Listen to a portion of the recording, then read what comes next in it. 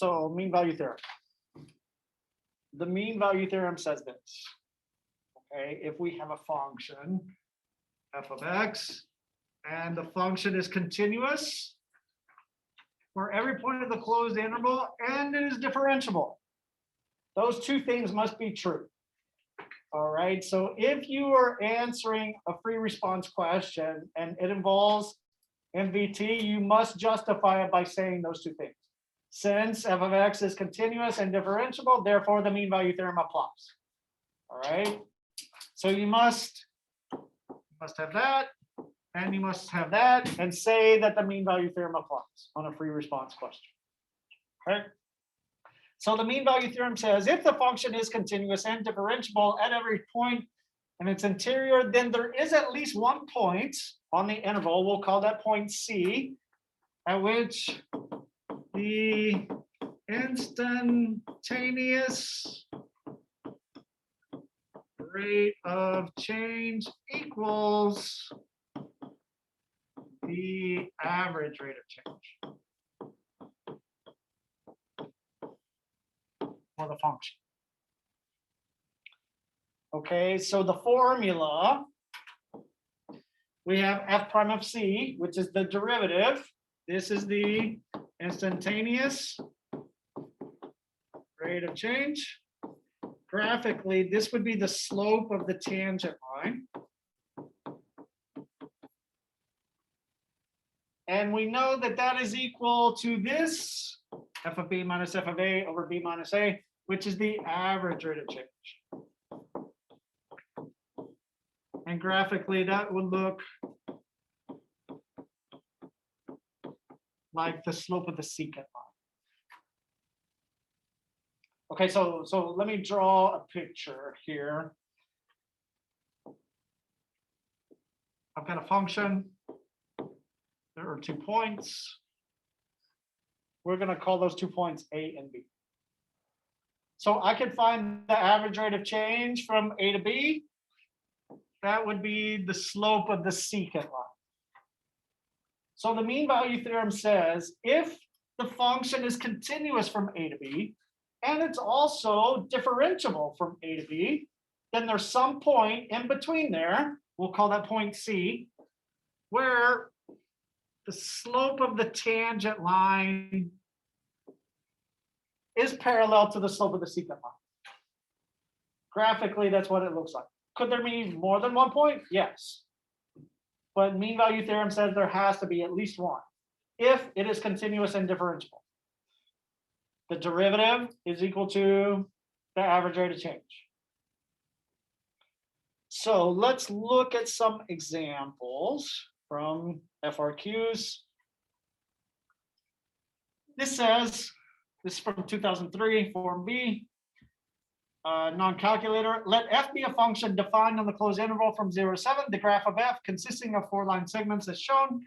Let g be the function given by g of x is equal to the integral from 2 to x of f of t dt. Okay, so we are going to review this, but we haven't yet. But whenever you see this notation, you should think fundamental theorem of calculus, right? And so I could look for g of x, that's equal to the integral from 2 to x of f of t dt. They might ask me about g prime of x, and g prime of x is equal to f of x, right? Which would just be the points on the graph. Or they might ask me about g double prime of x, which is equal to f prime of x, which would be the slope of the graph. So we're not going to do it, but part A says find g of 3, g prime of 3, and g double prime of 3. I would use that, what I just wrote down, to find those 3 things, correct? But let's look at part B. Part B says find the average rate of change of g on the interval from 0 to 3. So to find the average rate of change, I would need to find g of 3 minus g of 0 over 3 minus 0.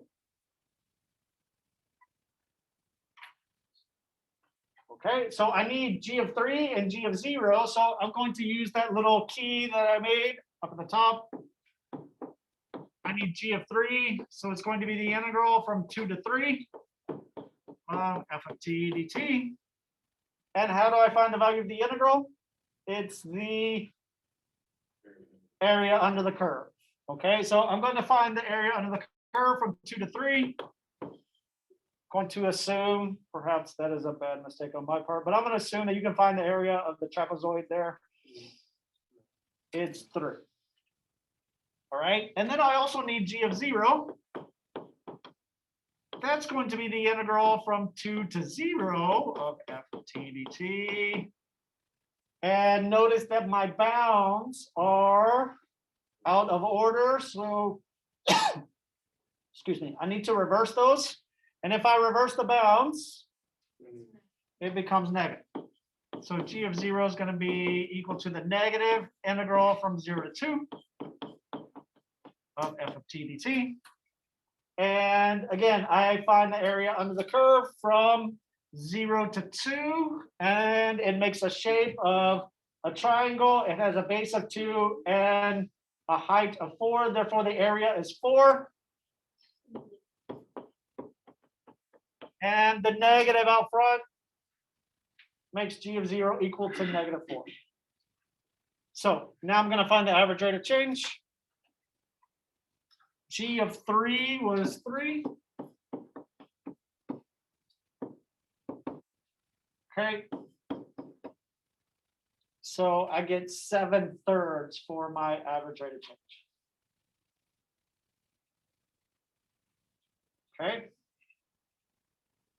Part C says how many values of C, where C is between 0 and 3, is G prime of C equal to the average rate of change found in part B? Explain your reasoning. So this is where the mean value theorem comes into play. Okay. So if G is continuous and differentiable, all right. We want to know how many times is it equal to 7/3. All right. Since G prime of X is equal to f of X, I am looking at where the function is equal to this line, because this line is 7/3, okay, 2 1/3. And you can see that the graph of f intersects it twice.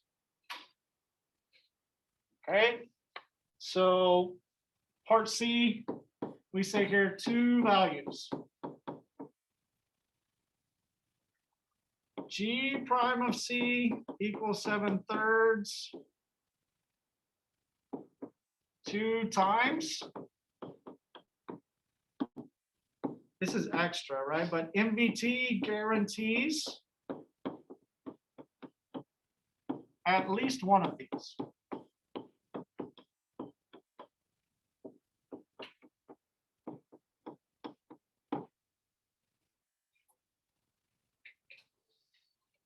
But there are 2 in this case. Okay, so take a look at the next page. Add another example here. And it says a car is traveling on a straight road. For t between 0 and 24, the car's velocity in meters per second is modeled by the piecewise linear function defined by the graph above. We're going to look at part D here. It says, find the average rate of change of v over the interval from 8 to 20. So I need to find v of 20 minus v of 8 over 20 minus 8. That's the average rate of change. Okay, so looking at the graph, v of 20 is 10. V of 8 is 20. And then I've got 12 in my denominator here. So my average rate of change is negative 10 over 12. And just for fun, let me put some units on there. What are my units? They are not. It's velocity over time, right? So this is an acceleration, meters per second squared. Okay. Now the second part of it says, does the mean value theorem guarantee a value between 8 and 20 such that v prime of c is equal to the average rate of change, y or y not? And the answer is no, it does not. Why not? It is continuous from 8 to 20, but it is not differentiable at what point? Right there. Why is it not differentiable there? There's a corner, right, in layman's terms, but mathematically, the slope on the left-hand side is not equal to the slope on the right-hand side. Okay, so we would say MVT does not guarantee a v prime of c because v of t is not differentiable at t is equal to 16.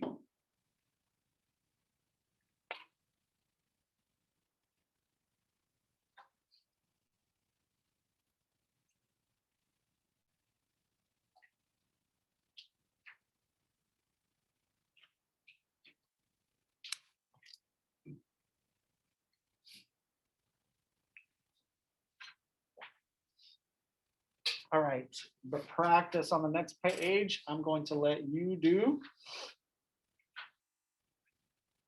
And I'm going to jump ahead here to the extreme value theorem. EVT. Extreme value, it's talking about extrema, which is maxes and mins. So the extreme value theorem says if a function is continuous on a closed interval, those two things must be true. Then it's got to have a max and it's got to have a minimum.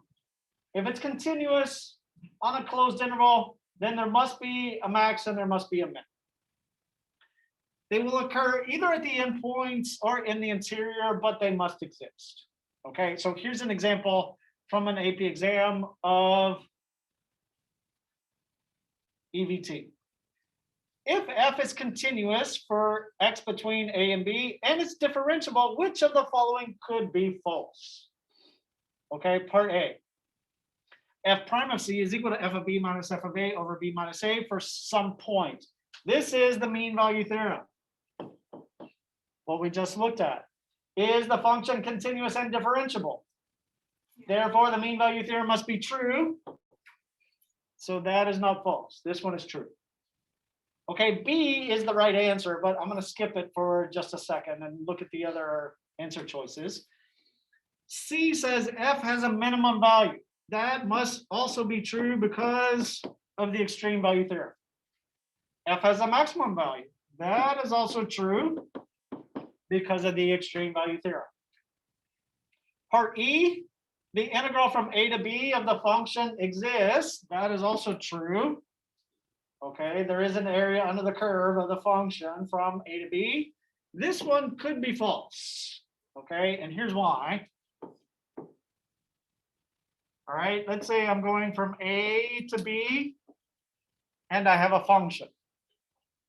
Does this function have a minimum? Yes, it's at the endpoint. Does it have a maximum? Yes, it's at the other endpoint.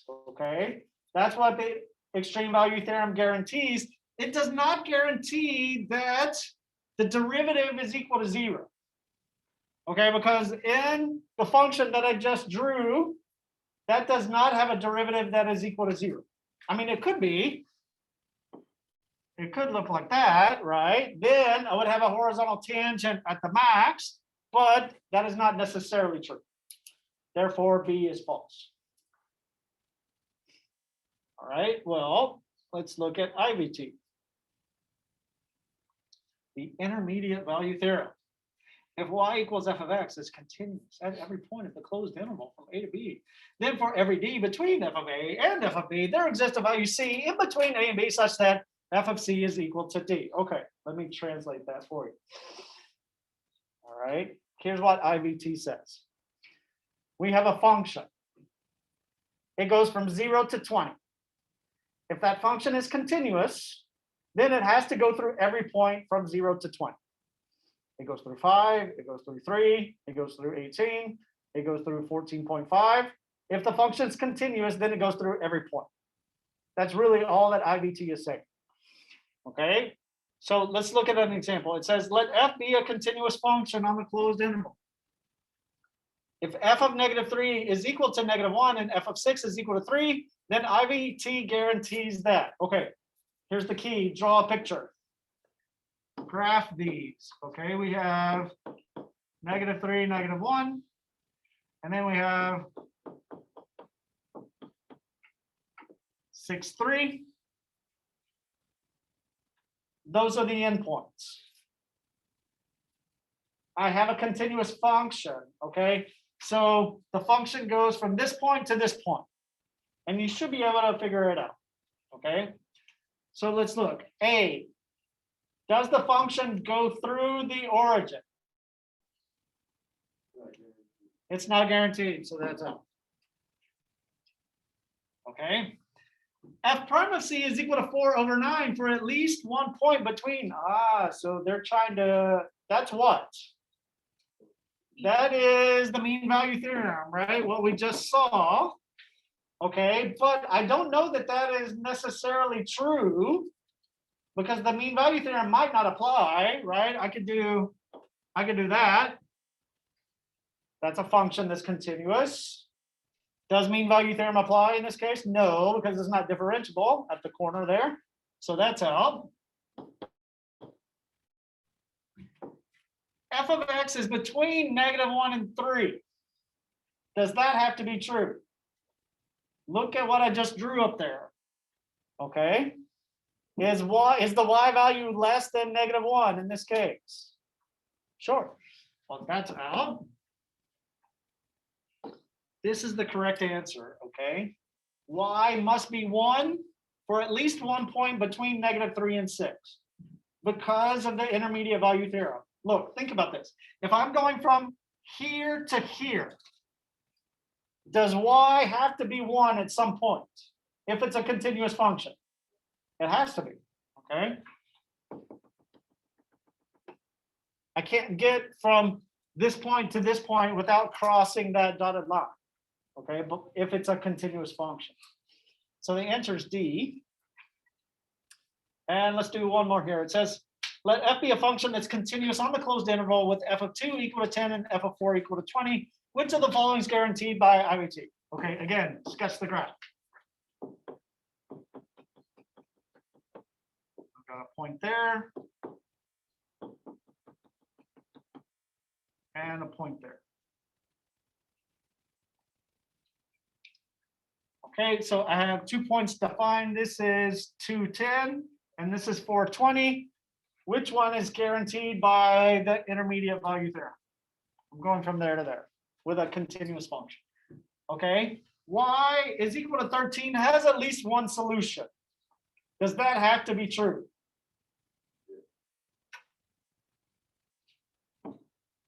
It does. What do you mean by one solution? There's at least one point where y is equal to 13. In other words, I could have more solutions, like if the function does this, right there. If the function does this, there may be more than one point where it's equal to 13, but there must be at least one point. If it's a continuous function and I'm going from 10 to 20, it's got to be equal to 13 at some point.